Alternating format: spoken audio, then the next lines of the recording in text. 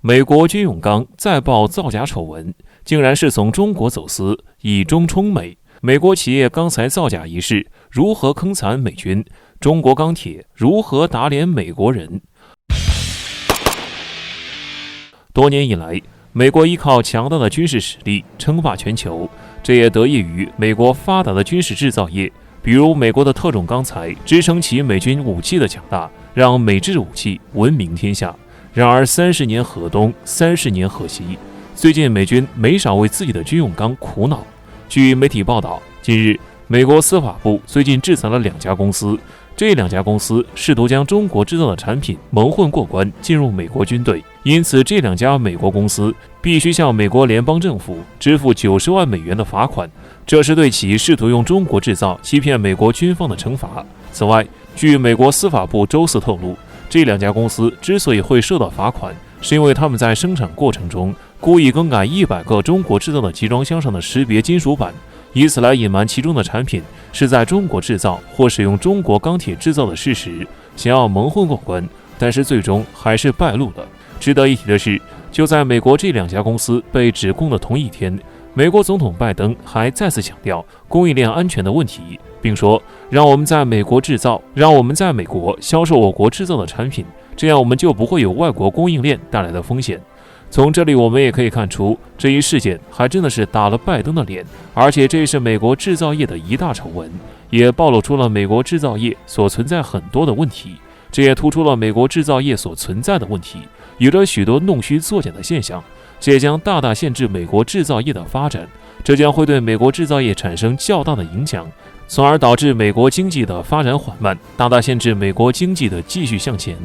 这也不得不说，美国对于中国的态度真的是说一套做一套。美国对于中国所采取的政策都是敌对的，并且还对中国采取贸易壁垒，限制中国向美国的出口贸易，抵制中国的商品进入，并且长期以来打压中国的发展。但是实际上做的却和说的完全不一样，有点两面三刀的意思。此前还一直抵制中国制造的商品进入美国，说是要扶持美国国内企业的发展，并发展本国的制造业，但是实际上却还盗用中国制造的产品，并且还要将其变成自己生产的，以此想要来蒙混过关，这还真的是被狠狠打脸。美国还吹嘘自己要离开中国制造，只使用本国企业生产的产品，从而想要完全离开中国制造。但是现在看来，美国还是高估了自己的实力，这也说明了美国根本没有能力离开中国制造，这只是美国的妄想而已。就像此前的印度一样，也想要靠自己的能力来离开中国制造，从而来发展本国的制造业，想要以此来取代中国世界工厂的地位。但是一切都只是印度的妄想，因为印度根本就不能正视自己与中国的差距，不能正视本国国情和国家发展的现状。中国作为世界工厂，生产出的大量日用品进入到了全球人民的千家万户，这其中也少不了印度。印度虽然已经成为工业和消费大国，但是其工业基础薄弱，人口众多，但是缺乏熟练的受教育产业工人，整体生产效率低下，许多小制造产品在质量、品种和成本上无法与中国厂家匹敌，所以久而久之，从中国进口商品，尤其是日用品，已成为常态。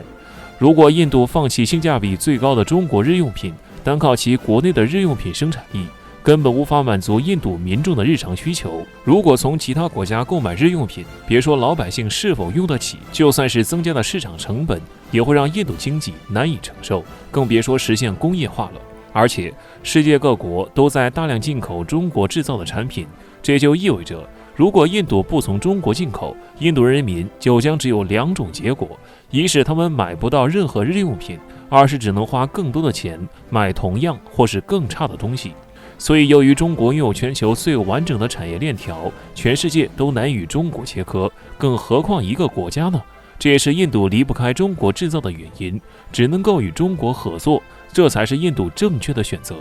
因此有了印度的例子，美国也该看到离开中国制造是不可能的，并且只能与中国合作，这才是美国最正确的选择，不然就要付出很大的代价，结果将会是得不偿失。但是美国却没有正视实际，反而做出抹黑中国制造的事情。就在之前，美国还说中国的钢铁为脏钢，并且美国贸易代表戴奇还宣称，美国将会全力阻止中国钢铁进口，冲击美国产业，提振美国钢铁产业的竞争力。此外，美国总统拜登还宣称，美国和欧盟不应该允许来自中国的脏钢倾销到欧美市场上。更甚的是，欧美还试图把双方在钢铝关税上的矛盾转移到所谓中国钢铝产能过剩上，这就带有很强烈的政治考量。从这里我们不难看出，美国在极力地限制中国的钢材出口，并且大肆抹黑中国钢材，这真的是毫无底线，也肯定会受到国际社会的谴责。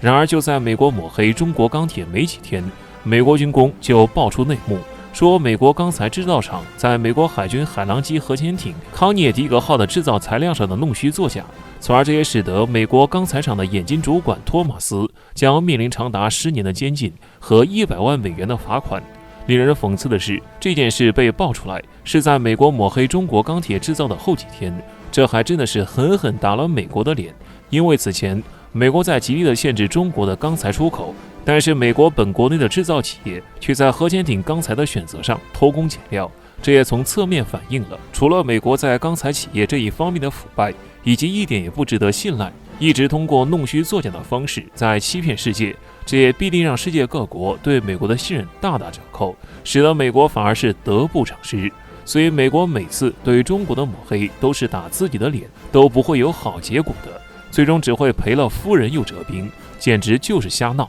甚至有网友说，真的是贼喊抓贼。从这里来看，美国这样的行为只会使得自己陷入舆论压力，并且对于本国经济的发展是毫无益处的，并且中国制造是在世界上都经过检验的，因此也是绝对可以信赖的。而美国制造接连陷入了造假丑闻，这对于美国制造业的发展将会带来较大的损害，从而使得美国的制造业将会发展缓慢，从而将限制其快速发展。一个国家真正的强大与发展，不在于其口头的吹嘘，而在于其国家的综合实力以及各项配套设施的保障，加上顺应现代化潮流的需要，互相学习，共促发展。中国就是以这样一个大国的形象示人。中国制造经过了多年的发展，这也使得中国制造可以立足于世界发展的潮流，从而能够打造中国品牌，找准市场与产品的契合点，做到扬长避短，同时推动核心技术的内生演化和外部学习的良性互动，用具有中国特色的产品获得世界的认可，并将承担大国责任，共促世界经济发展。这也将成为美国学习的榜样。美国应该从这样的教训中吸取经验教训，从而可以正视本国的国情，加快促进本国经济的发展，走适合自己的发展道路。